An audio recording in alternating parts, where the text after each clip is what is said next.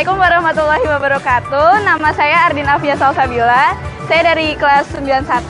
Kesan pesan saya selama sekolah di SMP 15 Depok itu lingkungannya menyenangkan, terus gurunya baik-baik, sama teman-temannya juga asik.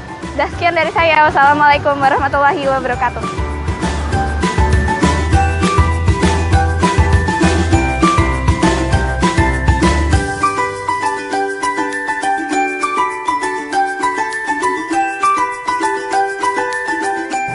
Assalamualaikum warahmatullahi wabarakatuh.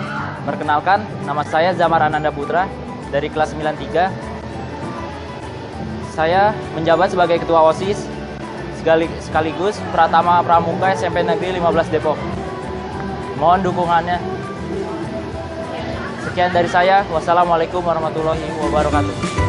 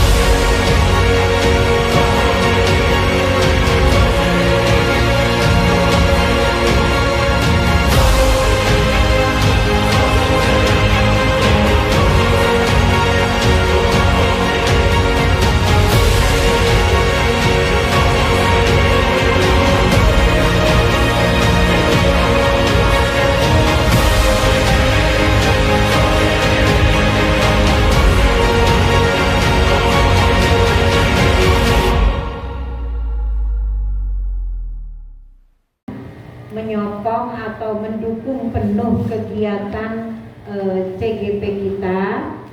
Dalam hal ini ada Ibu Neneng Mardiana yang akan melaksanakan aksi nyata. Nanti kita akan mengikuti kegiatan tersebut. Jadi Bapak Ibu, saya mohon kesediaan waktu dan berkenan untuk mengikuti kegiatan tersebut dengan seksama, karena tidak menutup kemungkinan untuk tahun berikutnya pun sudah ada kita 4 orang di CGP ke-12 yang akan masuk mungkin bulan depan kayaknya. Kita juga akan terus memberikan dukungan, semangat kepada teman-teman, walaupun baru namanya yang terpanggil, siapa tahu nanti benar-benar lolos seperti Bu Neneng. Jadi saya sebagai kepala sekolah sangat-sangat bangga atas capaian dari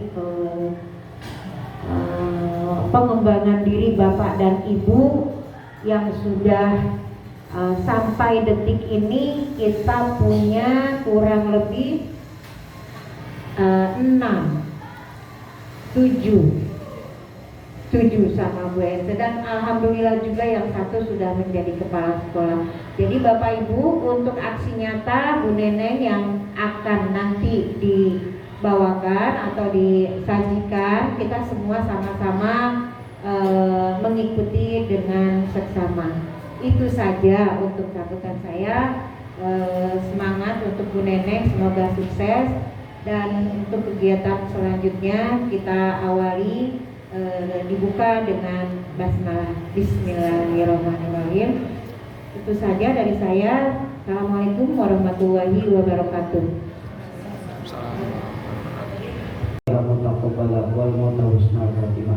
Rabbana atina fid dunya hasanah wa fil akhirati hasanah wa qina adzabannar. Sallallahu alaihi wasallam Muhammadin wa وصحبه أجمعين. إيمان سبحان ربك جزاك ما يصفون والسلام الحمد لله رب العالمين. Assalamualaikum warahmatullahi wabarakatuh. Baik, Bapak Ibu, menginjak ke acara selanjutnya yaitu diseminasi budaya positif dari CGP kita, Ibu Neneng Mardiana MSI, CGP Angkatan 11. Kepada Ibu Neneng, waktu dan tempat dipersilakan. Ya, terima kasih kepada Bu Kania, terima kasih teman-teman. Assalamualaikum warahmatullahi wabarakatuh. Pertama-tama saya ucapkan terima kasih kepada teman-teman, Bapak Ibu guru yang telah hadir di acara aksi pemberian pengimbasan aksi nyata saya materi modul 1.4 yaitu mengenai budaya positif. Sebelumnya saya mau memulai dengan pantun supaya kita hari ini mengenalkan. Ya, cantik ya. Diganti ya, cakepnya jadi cantik ya Bapak Ibu. Nikmati secangkir kopi terasa hangat. Tidak lupa dicampur coklat. Assalamualaikum Bapak Guru hebat, semoga sehat dan tetap semangat. Satu lagi. Terbang tinggi burung Raja Wali. Hinggap sebentar sebelum bermigrasi. Izinkan saya untuk presentasi mengenai budaya positif di sekolah. Ya, Pak. Sebelumnya saya mau memperkenalkan diri saya, pasti Bapak Ibu sudah kenal saya.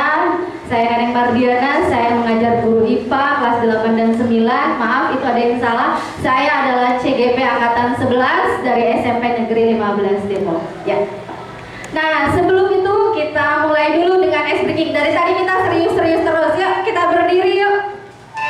Suaranya belum ada, Kak?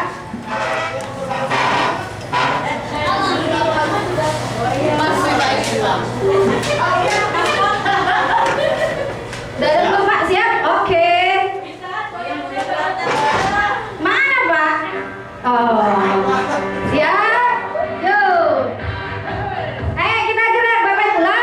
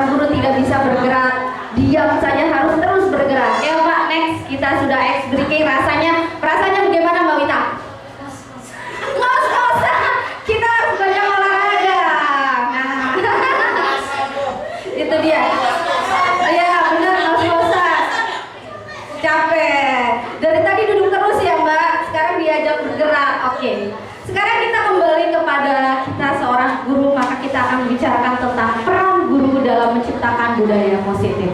Sebagai seorang guru, kita harus memberikan contoh budaya positif bagi murid-murid kita di sekolah. Apa sih budaya positif? Nah, ini dia. Dapat dijalankan dengan menanamkan konsep-konsep seperti disiplin.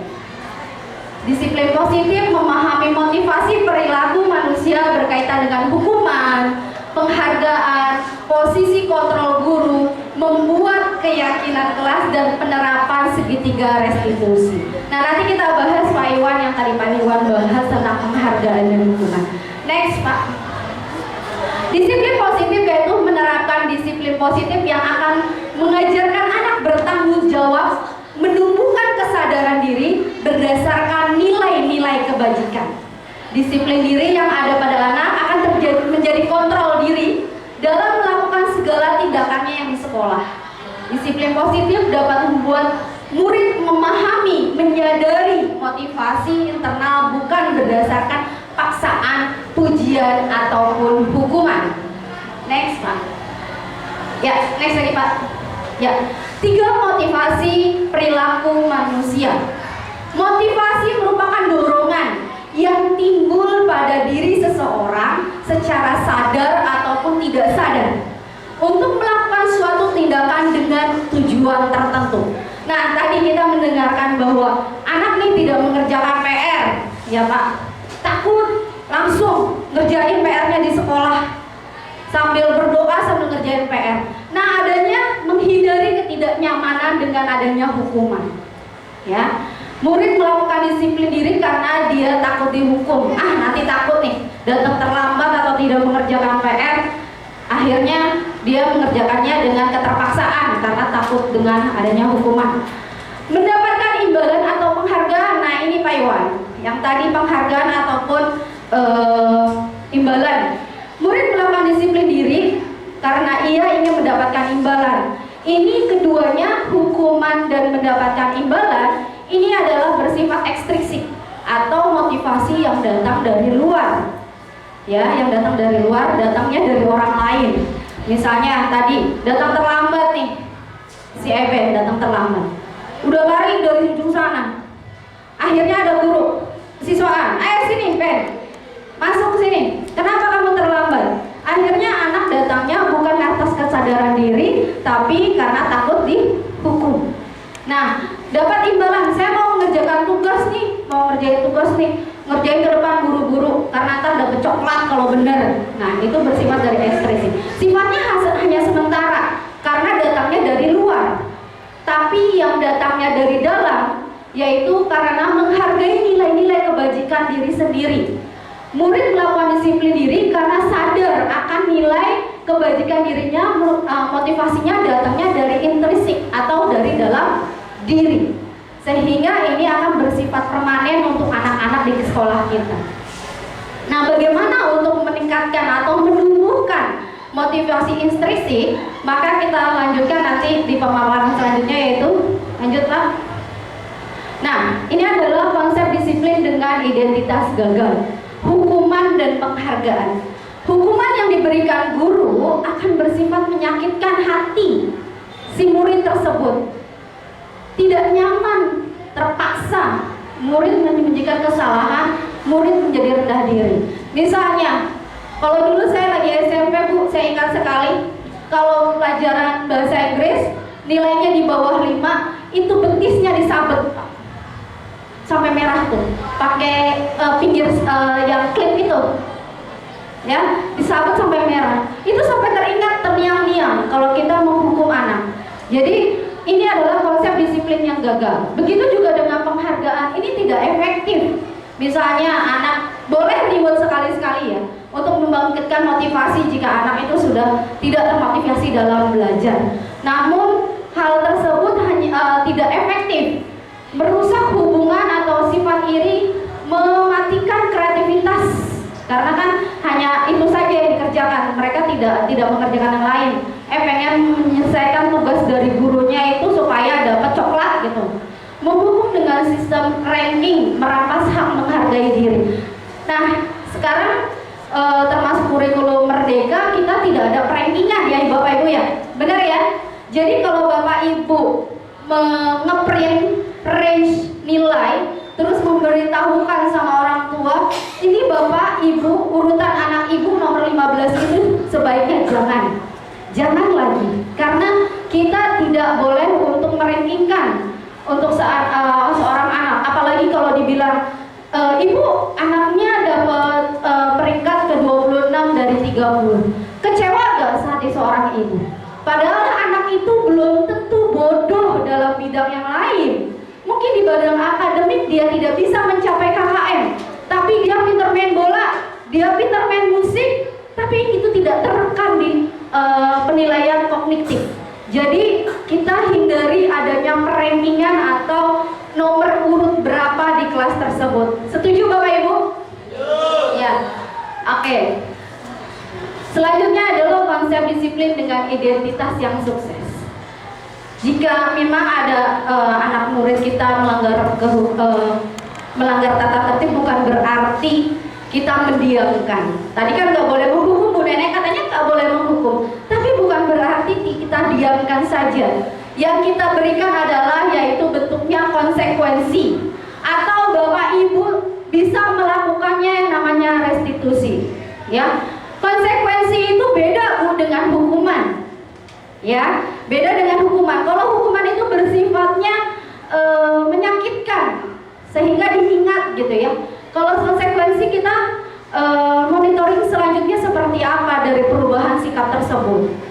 Ya Bu, saya akan memperbaiki diri saya, contoh ya, saya besok akan tidak lupa lagi mengerjakan PR. Nah besoknya lagi Ibu nanya, apakah PR-nya sudah selesai? Nah itu adalah sebentuk adanya konsekuensi, bukan hukuman ya.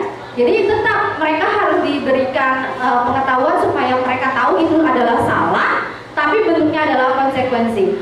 Menguatkan jangka pendek, perlu ada monitoring dari seorang guru, menstimulasi respon murid menghormati peraturan. Kita berharap dengan adanya konsekuensi, si anak murid itu tahu peraturan yang baik dan yang salah gitu. Terus kita bisa melakukan segitiga restitusi. Ini mungkin teman-teman dari CGP yang lainnya sudah memberitahukan bahwa apa sih segitiga restitusi. Saya penguatan kembali di sini adalah proses menciptakan kondisi bagi murid untuk memperbaiki kesalahan mereka, ya, sehingga mereka bisa kembali pada kelompok mereka dengan karakter yang kuat. Contoh Bu, jadi kalau anak kita salah, kita tidak langsung menghakimi, kamu salah nih gitu, kamu gimana sih, kamu nggak bisa nih. Itu pun tidak boleh dilakukan di depan teman-temannya. Saya pun sama Bu, dulu sebelum saya tahu seperti itu, saya pun sama menghukum di dalam kelas ya, bukannya ya. Saya tahu saya salah sejak saya belajar. Alhamdulillah saya baru mengerti bahwa setiap anak menanganinya dengan cara yang berbeda. Ya, di sini kita tahu restitusi itu untuk murid bertanggung jawab untuk perilakunya. Fokus pada pemecahan masalah jangka panjang, murid menghormati dirinya dan orang lain, teori kontrol, dan murid menjadi bersemangat untuk tidak mengulangi kesalahan lagi. Nah, segitiga, apakah semua permasalahan anak murid itu bisa diselesaikan oleh segitiga restitusi? Tidak semua Bapak Ibu. Tetapi seandainya ini bisa dilakukan, alangkah baiknya supaya si anak murid tersebut juga tidak memiliki trauma atas kejadian kesalahan yang dia perbuat. Tapi kalaupun emang tidak bisa sampai sini, konsekuensi pun bisa diberikan oleh anak murid kita. Seperti itu ya Bapak Ibu ya. Next, lanjut Pak Ustadz. Nah, posisi kontrol guru. Nah, tadi nih yang Pak Iwan singgung-singgung ya. Posisi kontrol seorang guru satu adalah sebagai penghukum. Benar nggak Bapak Ibu? Kita selama ini sebagai penghukum. Kamu nih nggak ngerjain bersihkan WC atau sapu kelas kamu, begitu ya Bapak Ibu ya. Lalu membuat rasa bersalah. Gara-gara kamu nih ibu jadinya dimarahin sama Bu Neneng gitu. Nah, itu membuat rasa bersalah pun tidak baik untuk anak-anak kita. Lalu merasa menjadi teman, teman. Mendengarkan curhatan anak-anak boleh Bu mendengarkan, tapi kita harus saring seperti apa. Misalnya, sama Bu Nenek mah gak enak eskulnya, capek, praktek terus. Belajar sama Bu Nenek mah gak enak, tugasnya banyak. Sebagai seorang guru kita boleh mendengarkan itu, tapi kita juga tidak boleh memposisikan kita selalu sebagai teman di situ. Akhirnya apa? Yang adanya bumerang bagi kita Bapak Ibu. Saya bukan mengajari ya Bapak Ibu, saya juga belajar. Saya tahu saya banyak kesalahan, apalagi dulu saya banyak menghukum anak, rambut panjang saya potong, kukunya panjang saya potongin kukunya, suruh motong, sepatunya tidak hitam disuruh cat menjadi hitam. Saya sadar itu saya salah. Saya pun menertawakan diri saya sendiri, saya dulu seperti itu. Gitu. Tapi belum terlambat untuk berubah. Alhamdulillah saya dapat pengetahuan baru seperti ini dan saya mudah-mudahan bisa mengimbaskan kepada Bapak Ibu. Di sini juga guru juga jadi pemantau. Hanya melihat saja anak-anak salah, udah liatin aja. Nah, besok gimana aja, gitu kan ya. Nah, itu juga berkurang baik. Nah, posisi apa sih sebagai guru yang paling baik? Yaitu sebagai manajer. Ya, sebagai manajer. Apa sih manajer? Perusahaan. Emang kita sekolah perusahaan nih ada manajernya. Ya Pak Iwan, kita perusahaan ini ada manajernya gitu ya. Menurut Pak Iwan, apa sih manajer Pak Iwan? Boleh Pak Iwan. Manajer itu. Berdiri Pak Iwan biar kelihatan semua. Terima kasih Bu Neneng. Kalau saya pribadi, manajer itu mengatur, mengendalikan, mengontrol, dan juga memberikan solusi. Seperti itu Bu Neneng. Terima kasih. Terima kasih Pak Iwan. Ada lagi mungkin yang menurut Bapak Ibu manajer? Apa manajer? Apa Mbak Wita? Manajer? Ayo Mbak. Menurut saya manajer bisa menjadi monitoring bagi yang lainnya, memonitoring apa yang dilakukan siswa dan dilakukan oleh siswa. Memantau, mengetahui ya, oke. Benar Bu, kita tepuk tangan dulu untuk Bu Wita. Terima kasih Pak Bu Wita dan Pak Iwan. Kira-kira jika memang kita sebagai manajer, kita harus seperti apa ya Bu? Yuk kita lanjut Pak. Nah, posisi kontrol sebagai manajer. Guru bersama murid memberikan kesempatan murid untuk bertanggung jawab atas perilaku dan mendukung murid agar dapat menemukan solusi atas permasalahannya sendiri. Jadi guru hanya menuntun untuk siswa mengetahui kesalahan dirinya dan dapat bertanggung jawab atas kesalahan tersebut. Kira-kira bisa gak murid kita seperti itu? Bisa gak? Iya bisa. Bukan ya kenapa murid kita yakin bisa?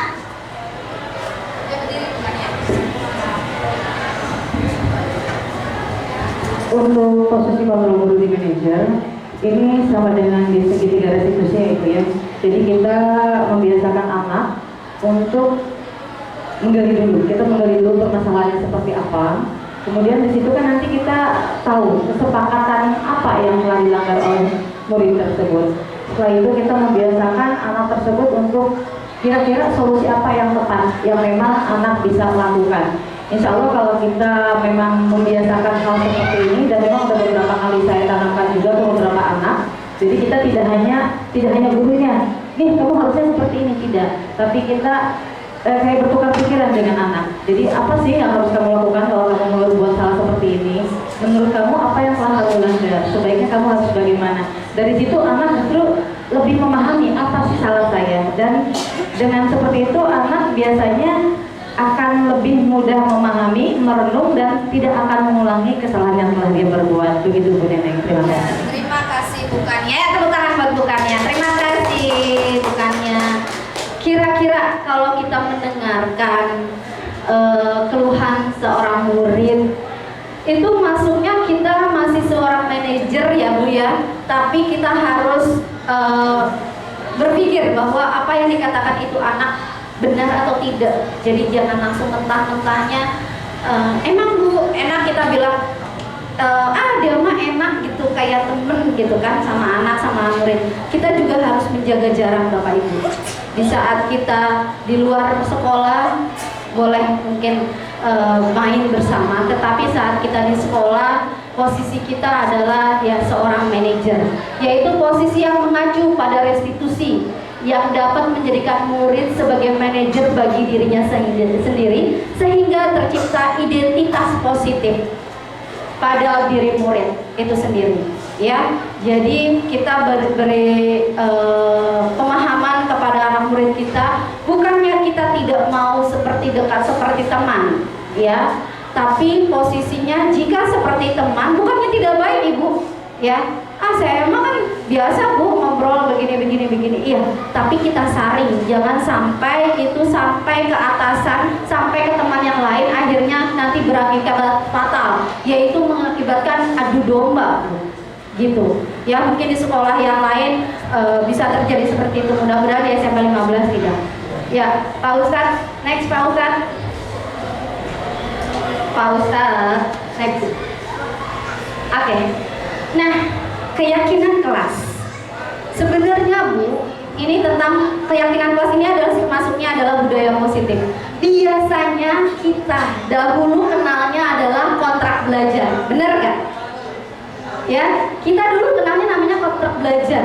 Nah, cuma dibedain sedikit aja Bu. Ada namanya keyakinan kelas. Ya, keyakinan kelas ini kapan sih dibuat? Kapan Bapak Ibu kira-kira Ibu membuat keyakinan kelas? Di awal tahun pembelajaran? Di awal tahun pembelajaran? Ya, benar Pak. Saya memang tulisnya di sini di awal pembelajaran. Tetapi di setiap awal pembelajaran kita selalu mengingatkan apa keyakinan kelas kita. Mungkin bisa salah satunya kita pajang di tembok ya. Ini kelas berapa sudah ada keyakinan kelasnya? Nah, kita bisa bikin keyakinan kelas itu kita pajang di tembok. Pengurus-pengurus kelasnya pastikan ada keyakinan kelas dengan wali kelas ya. Mungkin bisa ditempel di tembok agar si siswa selalu ingat apa keyakinan kelas mereka yang telah mereka setujui saat membuat kesepakatan kelas, gitu ya. Di sini saat kita membuat keyakinan kelas, guru berperan aktif dalam mengarahkan murid mewujudkan terbentuknya keyakinan kelas dengan adanya kesepakatan antara murid dan guru. Ya, jadi sebelum keyakinan kelas ini dibuat, Bapak Ibu, kita buat dulu yang namanya kesepakatan kelas kita. Ya, kesepakatan kelas itu dibuat. Kesepakatan kelas dibuat dengan bahasa-bahasa yang positif, jangan yang negatif, jangan berisik. Kan bisa dengan bahasa-bahasa yang positif, menjaga ketertiban. Misalnya kita menggunakan kata-kata yang positif untuk membuat keyakinan kelas kita.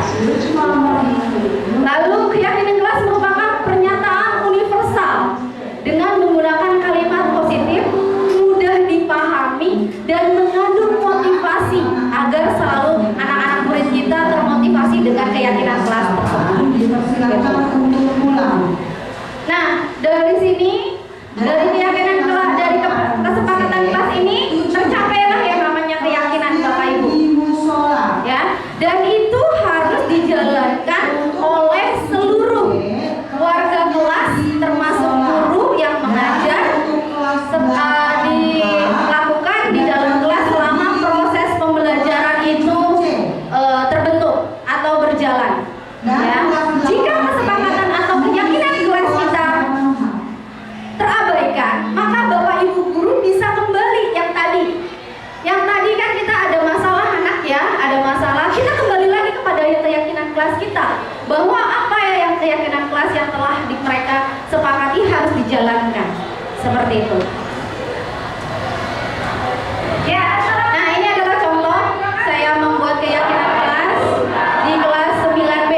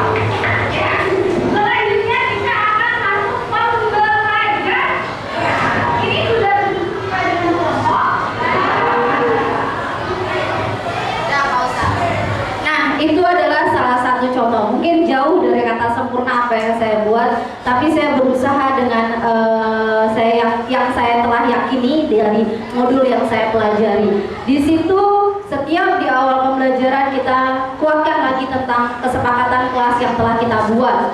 Ya, di sini memang Bapak Ibu, saya yakin Bapak Ibu juga melakukan dari dahulu sebelum saya belajar ini, kita mengajarkan namanya kontrak belajar. Nah, di sini saat kita melakukan kesepakatan pasti tidak berjalan mulus Bapak Ibu. Pasti ada saja siswa yang melanggar atau tidak menaati peraturan atau kesepakatan yang telah kita buat. Karena kenapa sih mereka bisa melanggar atau tidak melakukan kesepakatan yang kita buat? Ada 5 kebutuhan dasar manusia yang kita miliki dan ini harus terpenuhi. Kalau tidak terpenuhi, akibatnya akan adanya pelanggaran-pelanggaran atau ketidaksesuaian dari murid kita di sekolah. Ya, 5 kebutuhannya adalah bertahan hidup. Di sini bertahan hidup pasti kita makan, minum, fasilitas ya untuk bertahan hidup. Lalu ada rasa ingin diterima, diakui, rasa ingin ditemani. Lalu ada rasa kebebasan, ingin bebas, ingin merdeka. Misalnya nggak ada guru nih, bebas gitu ya. Terus kesenangan, merasa mendapatkan kesenangan, mengejek temannya tuh ada rasa kesenangan bagi dia gitu. Berarti ada rasa kesenangan yang tidak terpuaskan. Lalu ada rasa penguasaan, pengen diakui di sini, pengen dilihat oleh teman-temannya atau mencari perhatian dari Bapak Ibu guru. Ya, next Pak Ustadz. Nah, kelewat Pak Ustadz. Nah, dari 5 kebutuhan tersebut apabila tidak terpenuhi, maka akan terjadilah konflik-konflik atau permasalahan yang ada di sekolah. Nah, bagaimana cara guru untuk mengatasi permasalahan murid-murid kita di sekolah? Kita berusaha. Tidak selalu bisa memang segitiga restitusi ini, tapi selalu kita usahakan dengan pemecahan dengan segitiga restitusi. Tujuan dari segitiga restitusi ini adalah murid menjadi bertanggung jawab dan mandiri pada dirinya sendiri. Guru berperan serta sebagai manajer tadi yang kita bilang, yang menggunakan segitiga restitusi dalam menyelesaikan permasalahan murid kita. Nah, ada 3 tahapan Bapak Ibu segitiga restitusi itu. Ada tahapan yang harus Bapak Ibu selesaikan atau jalani supaya ini berjalan dengan mulus. Tahap pertama adalah menstabilkan identitas. Pak, pencet Pak. Menstabilkan identitas. Maksudnya di sini adalah setiap orang pasti pernah salah. Jadi kita tidak langsung ngejudge si anak ini, kamu tuh salah gitu. Buat dia nangis. Kamu tahu gak sih kayak gitu? Jadi seperti memposisikan menyalahkan itu tidak baik. Kita harus menstabilkan dulu identitas dengan kata-kata yang sejuk atau menanyakan kabar dahulu. Terus kita baru menanyakan, baru masuk ke dalam permasalahan yang ada. Kita menguatkan bahwa setiap orang itu tidak selalu benar. Itu mereka sudah merasa nyaman gitu. Posisinya bukan sebagai teman ya Bu, tetap sebagai manajer ya. Setelah kita menstabilkan identitas, kita memvalidasi kesalahan dia. Yang kedua adalah memvalidasi kesalahan. Benar gak dia telah melakukan ini? Ya, jangan ujuk-ujuk langsung dimarahin gitu kan. Ditanyakan dulu, kamu benar kamu pernah melakukan ini sampai dia nangis, kamu mengejek dia seperti itu. Kalau dia bilang iya Bu, abisnya, nah baru sudah dapat tuh validitas kesalahannya. Nah, dari validitas kesalahan tersebut baru kita terakhir menanyakan keyakinan, kesepakatan kelas yang telah kita buat. Sesuai enggak? Tadi kan kita buat misalnya saling menghormati kesepakatan. Berarti kan ada keyakinan kelas atau kesepakatan kelas yang telah dilanggar di situ. Nah, usahanya seperti apa? Kita minta tuh, bukan kita yang mengajukan solusinya. Jadi kita minta kepada siswa tersebut yang telah melakukan kesalahan. Jadi solusinya kamu harus bagaimana?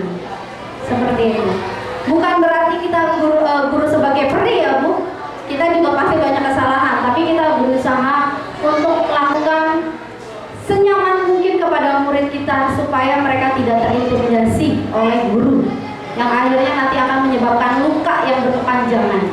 Gitu. Next Pak Ustadz.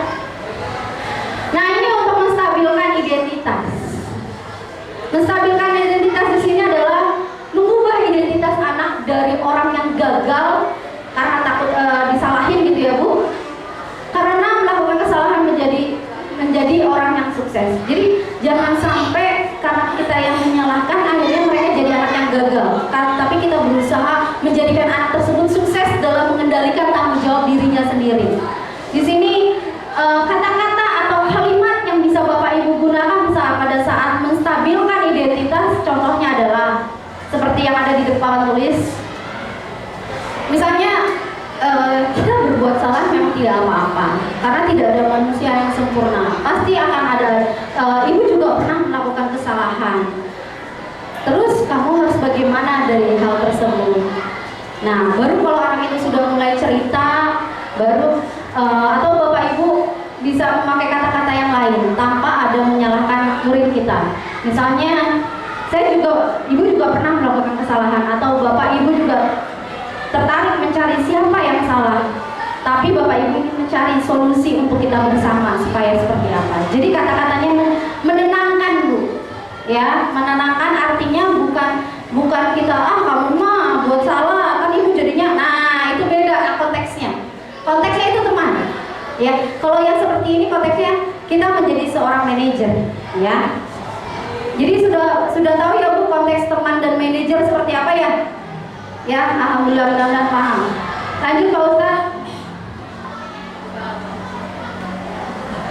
Setelah kita menstabilkan identitas, kita harus dapat memvalidasi tindakan yang salah.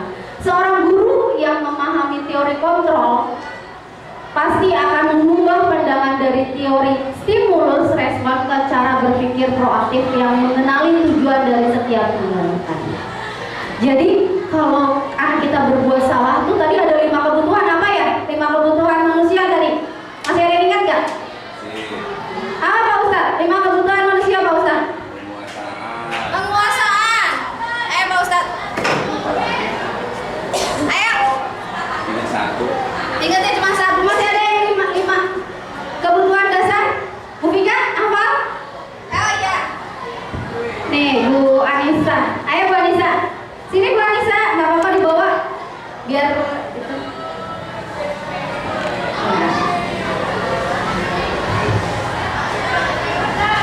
Ya, 5 kebutuhan dasar manusia.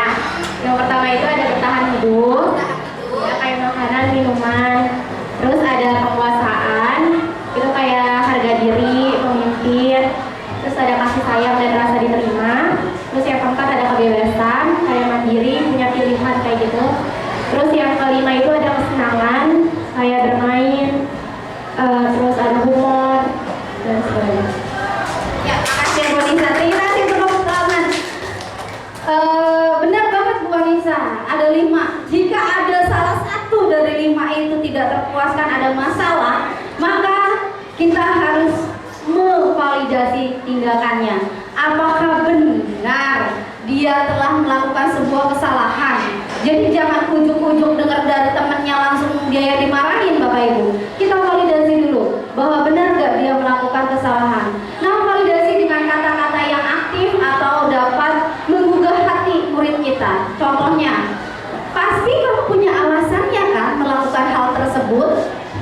Nah, atau padahal kamu bisa melakukan yang lebih buruk dari itu, tetapi kamu tetap tidak melakukan hal tersebut, gitu. Jadi itu kita memberikan dia kenyamanan sehingga dia bercerita. Iya Bu, tadi saya memang marah-marah di kelas karena teman saya tidak piket misalnya, gitu.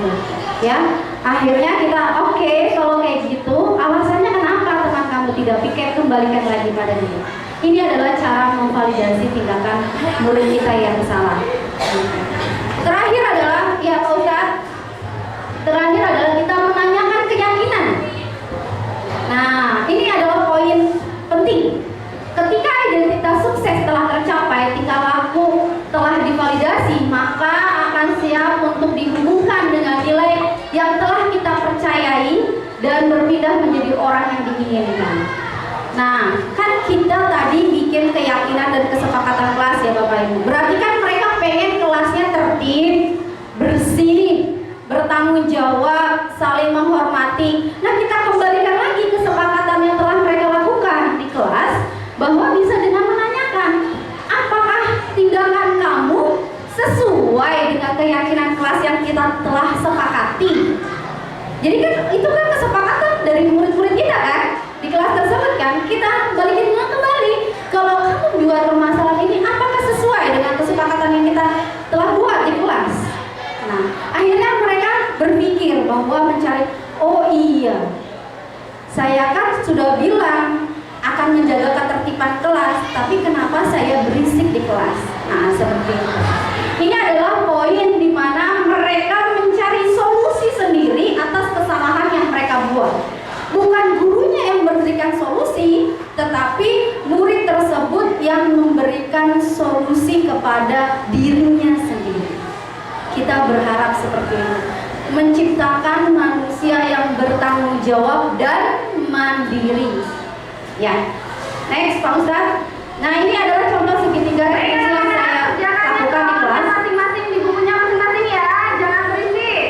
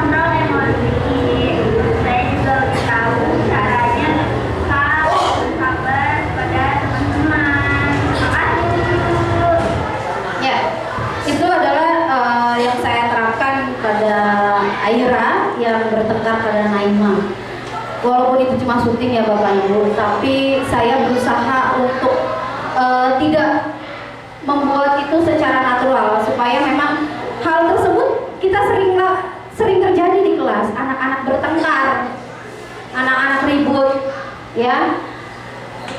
Di sini Aira tidak menerima apa yang dilakukan Naima kepada Naima atau temannya, mencontek setiap pelajaran dia.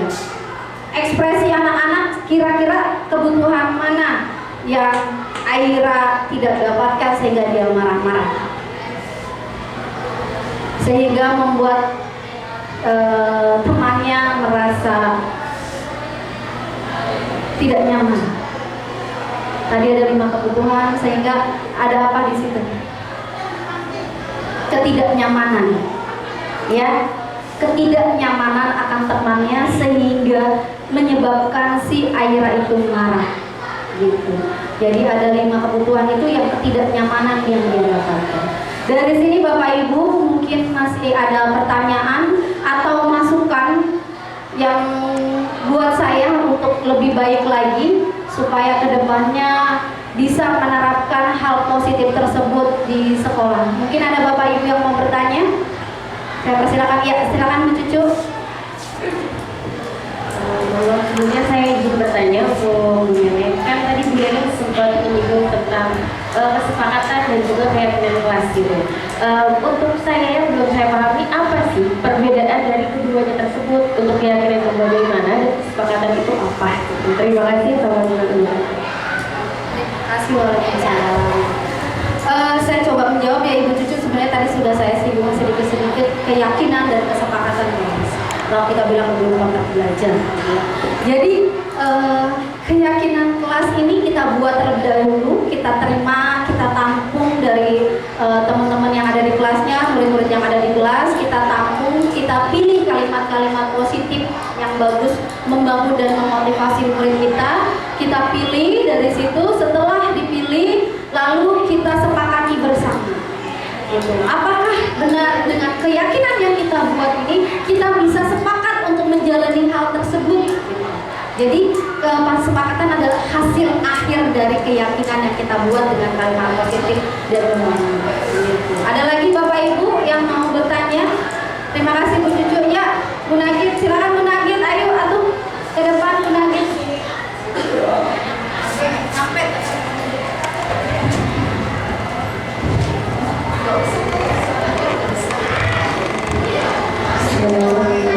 Assalamualaikum warahmatullahi wabarakatuh. Terima kasih untuk kesempatannya. Pertanyaan saya adalah, dalam segitiga restitusi, saat seorang guru merestitusi muridnya, itu apakah perlu melibatkan mungkin guru BK atau orang tua? Seperti itu. Karena saya pernah punya suatu kasus, contohnya seperti ini. Pernah ada murid yang merokok di jalanan, kemudian karena mungkin warga itu peduli dengan sekolah kita, akhirnya warga tersebut lapor kepada ke sekolah. Kemudian anak itu kita panggil. Setelah kita panggil, dia seperti ini, Bu, saya boleh kok merokok sama orang tua saya. Bahkan saya diajak sama-sama merokok dengan orang tua saya. Nah, ini bagaimana cara kita merestitusinya? Atau dengan orang tuanya juga kita restitusi atau bagaimana? Terima kasih. Ya, terima kasih Mak. Alhamdulillah pertanyaannya luar biasa Bu Nagit. Di sini restitusinya perlu tidak bersama dengan orang tua. Jadi kalau menurut saya Bu Nagit, ini saya juga belum belajar, tapi saya berusaha untuk memberikan sedikit masukan. Untuk restitusi yang pertama kita lakukan adalah dengan siswanya terlebih dahulu. Kita berkonsultasi dengan guru bimbingan konseling atau BK, lalu kita melakukan pemanggilan kepada siswa, kita ajak bicara dulu. Kalau tahapannya sampai dengan orang tua mengizinkan, nah ini beda konteks lagi, mengizinkan, maka di tahap kedua setelah kita melakukan, Bu Nagit kan memanggil pertama pasti baru tahu orang tuanya mengizinkan gitu ya. Restitusi yang pertama berarti orang tuanya mengizinkan gitu kan, itu sudah melakukan restitusi yang pertama. Nah yang kedua, maka kita bekerja sama dengan wali kelas, guru BK, kita melakukan pemanggilan kepada orang tua. Nah, tidak hanya anak yang kita restitusi, tapi orang tuanya kita lakukan juga hal yang sama, tetapi dengan cara yang berbeda. Bukan hanya kesepakatan kelas yang dipakai, tapi kesepakatan sekolah. Di sekolah memiliki kesepakatan bahwa siswa tidak boleh merokok gitu ya Bu. Maka kita menggunakan kesepakatan sekolah bahwa siswa tidak boleh merokok. Kita masukkan lagi kepada orang tua, Bapak sepakati itu sebelum siswa masuk ke sini. Seperti itu. Maka bagaimana solusi Bapak atau Ibu untuk sama-sama mendidik anak kita supaya tidak melakukan hal tersebut, karena kesepakatan kita juga anak-anak tidak boleh merokok walaupun tidak di lingkungan sekolah tetapi masih di sekitaran sekolah atau radiusnya masih kena dalam lingkungan sekolah. Tapi kalau itu terjadinya di rumah, itu adalah menjadi tanggung jawab orang tua. Seperti itu Bu Nagit ya. Mudah-mudahan terpuasi dengan jawabannya. Terima kasih. Mungkin ada lagi yang mau bertanya? Pak Ustadz mau bertanya Pak Ustadz? Cukup?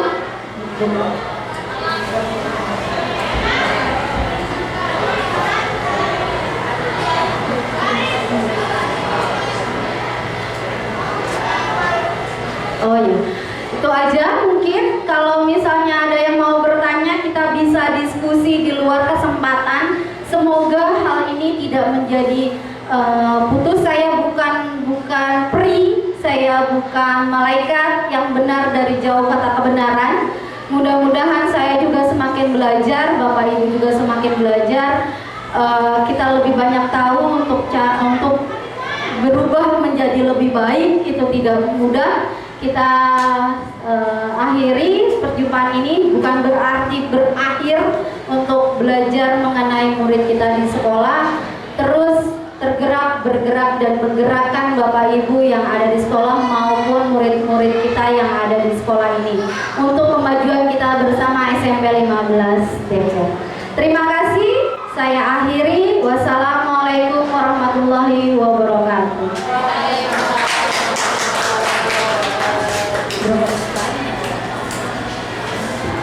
Pimpinan kelas, kemudian pemenuhan kebutuhan daya dasar manusia, posisi kontrol, dan segitiga restitusi. Semoga apa yang kita dapatkan dari pemaparan Ibu Neneng tadi dapat kita terangkan, dapat kita implementasikan kepada pembelajaran kita kepada peserta didik di kelas. Baik, terima kasih teman-teman semua, Bapak Ibu, atas waktunya untuk hari ini, mulai tadi dari awal sampai sekarang selesai. Ya, ini seharusnya udah jam masuk ya, tapi mudah-mudahan ada dispensasi dari Ibu. Assalamualaikum warahmatullahi wabarakatuh.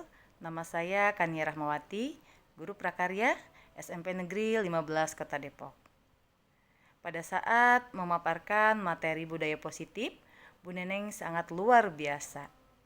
Mulai dari disiplin positif, kemudian bagaimana caranya kita membuat keyakinan dan kesepakatan kelas, bagaimana caranya kita mengetahui kebutuhan, 5 kebutuhan dasar manusia, dan juga posisi kontrol seorang guru di sekolah, serta yang paling penting yaitu bagaimana cara kita sebagai seorang guru untuk menyelesaikan permasalahan yang dihadapi murid melalui segitiga restitusi. Insya Allah, kami semua guru di SMP Negeri 15 Kota Depok akan mencoba menerapkan materi yang telah kami dapatkan agar pembelajaran di kelas ataupun di lingkungan sekolah dapat terlaksana dengan baik, aman, nyaman, dan menyenangkan, serta berpusat kepada peserta didik. Terima kasih. Wassalamualaikum warahmatullahi wabarakatuh. Assalamualaikum warahmatullahi wabarakatuh. Selamat siang teman-teman.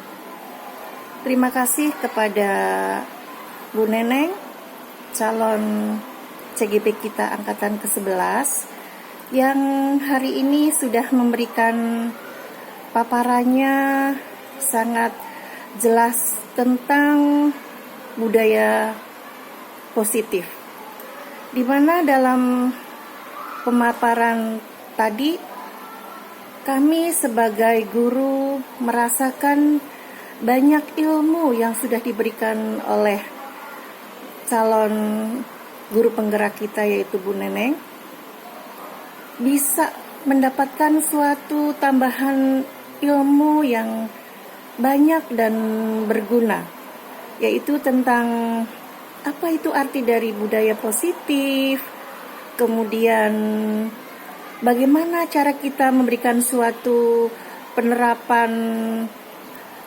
tentang kesepakatan kelas, kemudian bagaimana kesepakatan kelas itu dibuat dengan penuh tanggung jawab, kemudian apa saja tentang keyakinan kelasnya, kemudian bagaimana dengan adanya suatu murid yang melakukan suatu kesalahan dalam penerapan segitiga restitusinya, itu semua adalah ilmu yang sangat berguna bagi kita, khususnya bagi seorang guru, karena terkadang kita belum tahu bagaimana cara memberikan suatu restitusi yang benar, restitusi yang baik, supaya murid kita itu tidak adanya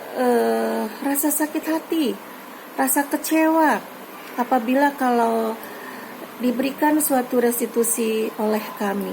Karena sebelumnya kita terkadang lepas kontrol apabila ada murid yang melakukan suatu keributan dengan temannya atau terjadi pertengkaran dengan temannya, kita tidak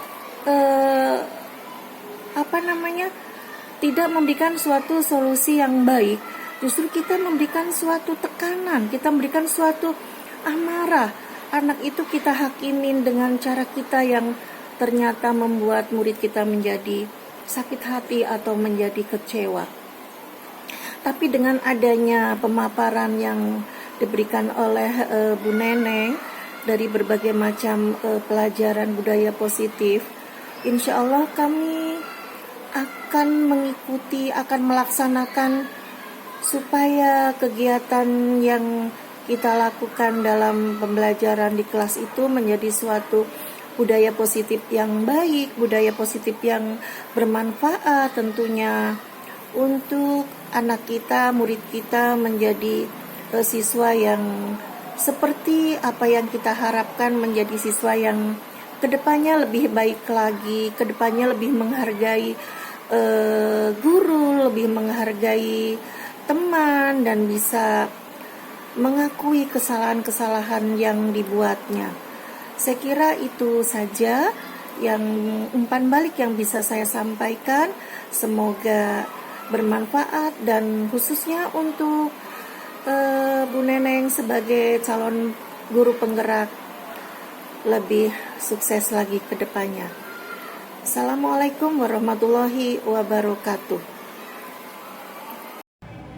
Assalamualaikum warahmatullahi wabarakatuh. Perkenalkan, nama saya Amalia Dwi Handayani. Saya merupakan teman sejawat dari Ibu Neneng Mardiana yang merupakan calon guru penggerak angkatan 11. Setelah mengikuti pelatihan calon guru penggerak, Bu Neneng telah menerapkan proses pembelajaran sesuai dengan kebutuhan siswa, selalu merencanakan proses pembelajaran dengan kebutuhan siswa, dan telah mengimbaskan ilmu kepada teman-teman di SMP 15 Depok. Harapan saya semoga Bu Neneng tetap mengimplementasikan ilmu yang didapat kepada teman-teman di SMP 15 Depok. Tetap semangat Bu Neneng.